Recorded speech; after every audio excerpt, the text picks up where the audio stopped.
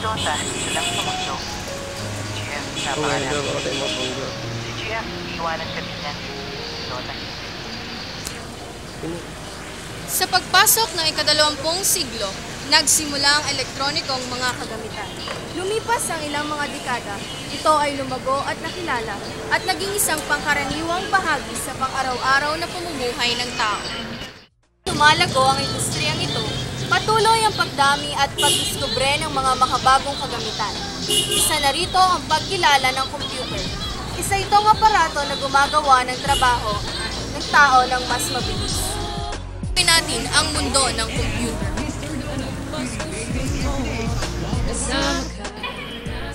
Ang paglalaro ng computer games ay hindi nagsimula bilang isang industriya o produkto na agad inihayag sa mundo. Sa panahon ngayon, madaming kabataan ang sadyang naaadik sa paglalaro ng computer games. Sa paglalaro ng computer games, naaapektuhan ang isip ng manlalaro dahil nagkakaroon ng mga pantasya ukol sa mga nilalaro. Ang madalas na nagbibigay ng epekto ay ang mga computer games na may karahasan ng sound, mga laro may temang sex, pagpaslang at paggamit ng mga sandatan na kamamatay. Kakitos yan, pagkatapos yan, tayo na mag-Roshan. Nice strategy, para bang Mineski and skills are tight. Para bang si Aiki, destroy the last tower, panalo ang kuhain. Pasagin lang natin ang puno ng mulawin. Good game, baby. Ano po yung madalas na nilala?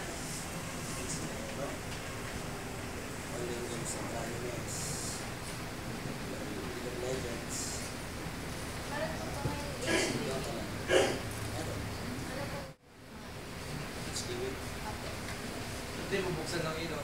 May takam.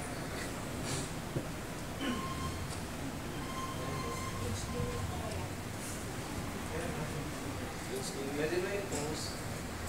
Wala may HDMI. Pero, dito yung mga natin sa mga house. May curfew po ba kayo dito sa mga bata po? Meron. Susunod naman. Pagka hindi sila susunod, sinasabi naman. Sinasabi. Sinasabi ko sa akin. Mga ilang oras po tumatagal ng mga customer? Isang 10 hours. Pag wala nang pasok. 10 hours yun. Isang 8 hours. Meron ba? Nais ko lamang sanang intervene ka para sa aming proyekto.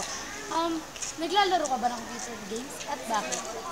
Minsan lang po dahil po, mas mahal ko bang pag-aaral ko kasi mas dati po naman po natin yung computer games hindi mabuti po maiibunan sa akin. May kilala ka bang naglalaro ng computer games? Pwede mo bang ilahad ang epekto nito sa kanyang buhay dahil nga naglalaro siya nito?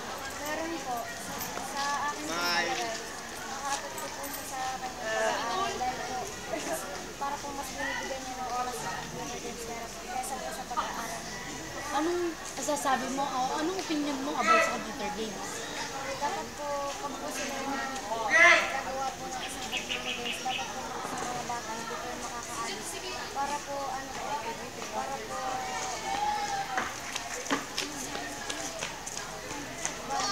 dapat po hindi makakaalis. Para po hindi po maaksaya ang oras ng mga bata sa paglalaro ng kanilang oras sa kanilang pag-aaral. Para po pagdating ng panahon, pag po sila malalaki na, magagalong po nila yung kanilang Maraming salamat sa iyo, Inay. Isang opinion mula sa Kaya na nasa isip, mas gusto mo Dota o ko. Ang tanong ko sa'yo, anong mahalaga? Mahal mo ba kung talaga? Defense of the ancient, tayo lang mag-Dota, umulan o bumagyo. Kahit na Mr. Calderon.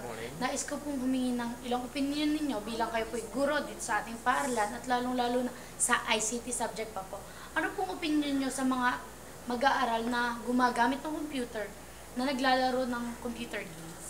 Okay. Actually, dito naman sa school natin, wala namang tayo mga kumbaga, hindi natin inaalaw ang mga bata maglaro ng mga ganong computer games. So yun na lang mga bata na napapansin natin na nalululong doon dahil nakikita natin na hindi pumapasok. Minsan halos buong grading na hindi pumasok. Yung pala doon pumapasok sa computer shop. At nalalaman nila ng mga parents nila na hindi pumapasok ang kanilang anak dahil walang grades na ipakita, walang marka grading kasi nga iba ang pinapasukan ng kanilang mga anak. Ano pong advantage ng paglalaro ng computer games? Actually, sa akin, ako kasi hindi ako mahilig sa mga computer games. Talagang walang computer, walang mga games sa aking laptop. Ang nakikita ko, wala. Siguro dahil marami nakikilala, marami nagiging friends through e-games. Pero sa akin, puro disadvantage ang effect ng, in general puro disadvantage ang naging effect nito sa bata. Bilang teacher po kayo, ano pong paraan na pwede niyong gawin at sabihin sa mga estudyante pong nalululong nga po sa mga computer games? Ang sa akin, sana isipin nila yung naging hirap ng kanilang mga magulang. Naging hirap. Minsan, wala maibaon na ipambigay na baon sa kanila. Minsan ay halos isasangla pa kung anong ganito sing-sing para lang may maipambaon ng kanilang anak kasi nga walang pagkakitaan. Ay sana focus lang and magseryoso sa pag-aaral. Yun lang. Sa mga computer shops naman po, doon po sa mga server na yun, ano pong pwede niyong sabihin sa kanila para po, yung pong para hindi po dumami at malulong lalo mga estudyante dahil sila po tumatanggap kahit po may kahit po school hours. Actually, minsan may mga natatapatan ako na paglalabas ako, may katabi akong computer shop na matadaanan.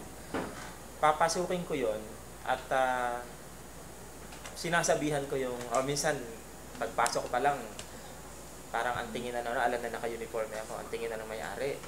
Parang hindi na magkaintindihan kasi ang daming estudyanteng taga Batangas High na nasa loob at naglalaro.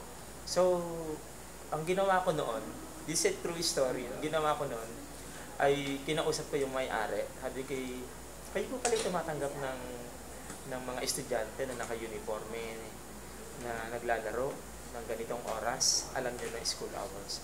Sabi, ay sir, hindi po namin alam na sila naka-uniforme. Hindi nyo alam na sila may klase ganitong oras, ganitong araw. So, that time ay ang ginawa ng may-ari, pinalabas yung mga taga-Batangas ay na estudyante. Kasi nandun ako. Sabi ko, paano kung hindi ako mapadaan doon? Diga? So, hahayaan na nila na matapos yung buong araw na nandun ang mga estudyante natin. So, I guess, ang maganda dito, ang Pangulo ay kausapin, Pangulo ng barangay ay kausapin ng principal at pag-uusapan ng lahat ng mga opisyales at lahat ng mga may-ari ng computer shop ay nandun at pag-i-relay kung anong nagiging problema ng Batangas National High School with regards sa mga pagkalulong ng mga estudyante natin sa computer games. Ginoong Calderon, maraming salamat po sa inyong oras na bigyan kami ng opinion. Maraming salamat po. Maraming salamat din. Masama ang paggamit ng industriyang ito.